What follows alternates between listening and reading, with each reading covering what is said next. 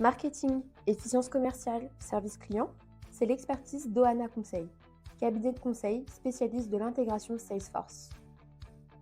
Bonjour et bienvenue à tous dans notre podcast Les Talks de la relation client, le podcast by Ohana Conseil, dédié au sujet comment gérer la dette technique d'un projet Salesforce.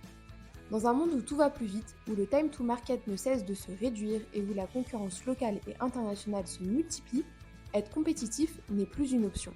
C'est une nécessité.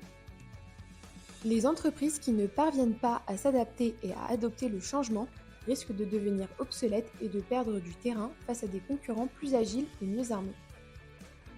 Nous recevons donc Kathleen Sulpice, consultante senior dans la practice conseil au sein du cabinet Ohana Conseil, pour échanger autour de son expérience sur l'accompagnement au changement et les enjeux que cela génère. Bonjour Kathleen, merci d'être avec nous aujourd'hui. Pour commencer ce podcast, je vais vous demander si vous pouvez nous parler d'un projet de conduite du changement où l'intégration d'un CRM comme Salesforce a joué un rôle crucial et quels étaient les défis et comment les avez-vous surmontés ? Alors, dans une de mes missions précédentes, j'ai participé à un projet d'intégration de services cloud sur Salesforce chez un fournisseur d'eau potable et d'assainissement des eaux en France et à l'international. Sur ce projet, on n'avait pas moins de 600 utilisateurs à former. L'intégration de Service Cloud a été cruciale dans la mesure où elle a permis de connecter le CRM Salesforce et un outil de téléphonie qui s'appelait Genesys Cloud pour faciliter le travail des conseillers clientèle. On leur a proposé un outil avec beaucoup de fonctionnalités standardisées au sein d'une même plateforme et donc ça a été pour eux un gain de temps considérable grâce notamment aux automatisations et à l'intuitivité de Salesforce. Concernant les défis principaux que vous évoquez, j'en vois principalement deux. Je dirais qu'il faut une bonne organisation afin de savoir comment prioriser les sujets et être convaincant auprès des utilisateurs finaux sur la nécessité de ce nouveau cloud pour remplacer celui qu'ils utilisent depuis plus de 20 ans. Et pour y arriver, on s'est donc entouré d'une bonne équipe motivée et on a insisté sur la communication pour impliquer le client, le rassurer et être à son écoute. Très bien, merci pour votre réponse. Et du coup, je me demande, en tant qu'experte en conduite du changement, comment percevez-vous l'importance de la gestion du changement dans le process d'implémentation d'un nouveau CRM ? Quels sont les éléments pour réussir ?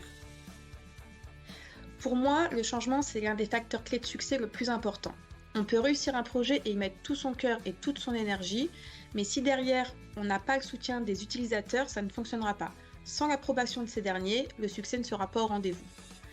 À mon sens, pour avoir une transition réussie, il faut donc, dans un premier temps, appréhender le contexte et les besoins utilisateurs. Lever les freins au changement est également primordial, et ce, dès le début du projet, mais également être à l'écoute des interrogations tout au long du processus. Il est important aussi de penser à faire un bon cadrage dès le début du projet. Et au fil du projet, il faut prendre en compte les progrès, les suivre et les mesurer. Et surtout, impliquer tous les acteurs concernés, les former, les accompagner et communiquer en interne. Merci pour vos conseils. Et du coup, d'après votre expérience, quelles sont les principales résistances au changement que vous avez pu rencontrer lors des intégrations Salesforce ou bien d'autres systèmes similaires ? Et comment avez-vous abordé ces défis et favorisé l'adoption des utilisateurs ?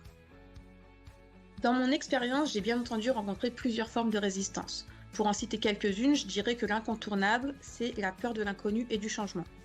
On peut aussi citer des réticences à la difficulté d'apprendre un nouveau système, les inquiétudes que les collaborateurs peuvent avoir sur l'impact sur le travail au quotidien, parce qu'ils doivent se libérer du temps, en plus de leur charge de travail. Et je peux aussi rajouter la réticence à abandonner les anciennes pratiques et le confort dans lequel ils se trouvent depuis plusieurs années. Malgré ça, c'est important de noter que les utilisateurs les plus réfractaires qui résistent au changement sont souvent les personnes les plus challengeantes. En effet, elles vont sans cesse nous remettre en question sur ce que nous souhaitons apporter, et de cette manière, on va redoubler d'efforts pour leur montrer que le changement il est nécessaire et qu'il sera bénéfique. Et grâce à eux, on développe davantage notre empathie, notre pédagogie et notre écoute. Votre retour d'expérience est vraiment très intéressant, mais du coup je me demande comment avez-vous fait pour gérer ces résistances au changement et qu'est-ce que vous avez mis en place ? Alors, pour ma part, pour gérer ces résistances, j'ai procédé de la manière suivante. J'ai mis en avant les avantages concrets de Salesforce pour chaque utilisateur et chaque équipe. À côté de ça, j'ai fourni un soutien individualisé et des formations adaptées aux besoins et au style d'apprentissage de chacun. Il s'agissait aussi d'encourager le partage d'expériences et de bonnes pratiques entre les utilisateurs. On peut ajouter qu'il est important tout au long du projet de célébrer les succès et les étapes clés de l'intégration pour maintenir la motivation. Il ne faut surtout pas célébrer le succès seulement à la fin du projet quand tout est terminé.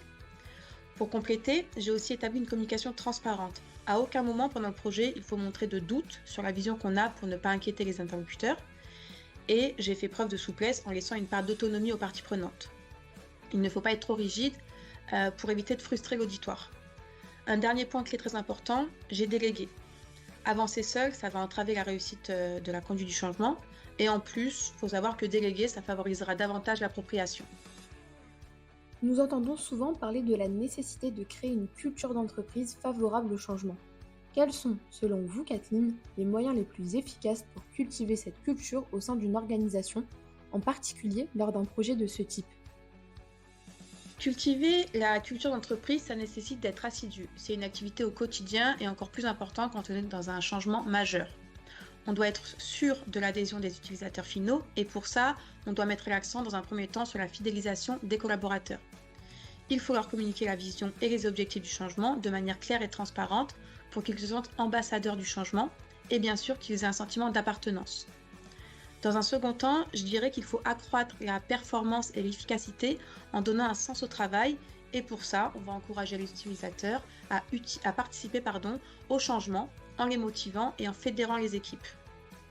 Pour fédérer et pour motiver, rien de mieux que d'organiser des team building, avoir une comitologie de projet bien définie et favoriser également les échanges en one-to-one. La culture d'entreprise doit être partagée et pour ça, il faut demander à vos équipes quelles sont les valeurs qu'ils prônent et ensuite définir une démarche compréhensible par tous. Vous pouvez également mettre en place une solution intranet dans le but de favoriser l'expérience des employés et de créer un environnement d'apprentissage continu où tout le monde pourra développer ses compétences. Enfin, pouvez-vous partager avec nous une histoire ou une anecdote inspirante où vous avez vu la conduite du changement avoir un impact significatif sur la transformation d'une entreprise ? Alors oui, je me rappelle d'une anecdote où quelques mois après la fin d'un projet, il y a un client qui a repris contact avec moi pour me dire qu'il allait recommander Salesforce. Il m'a aussi dit que nous avoir sur Teams tous les jours pour se plaindre, ça lui manquait et que finalement il avait râlé pour rien parce qu'il s'avère qu'aujourd'hui il maîtrise parfaitement Salesforce et qu'en plus il est responsable de former les nouveaux utilisateurs. Et d'ailleurs, pour lui, c'est un peu le revers de la médaille parce qu'il a affaire à des gens qui sont réfractaires quant au changement, comme lui il l'était auparavant. Et maintenant, en fait, il se rend compte qu'il nous a donné du fil à retordre. Donc c'est plutôt un bon retour et c'est assez amusant. Et c'est à ce moment-là qu'on sait qu'on a apporté quelque chose de bienveillant et de positif et que même si à l'instant T, certains peuvent sembler énergivores, finalement la reconnaissance, c'est la récompense de tous les efforts qui ont été fournis par l'ensemble de l'équipe. Merci Kathleen d'avoir pris le temps de participer à ce podcast. N'hésitez pas à retrouver tous nos podcasts sur Spotify, YouTube Music et Apple Podcasts sur notre chaîne Les Talks de la relation client. À bientôt!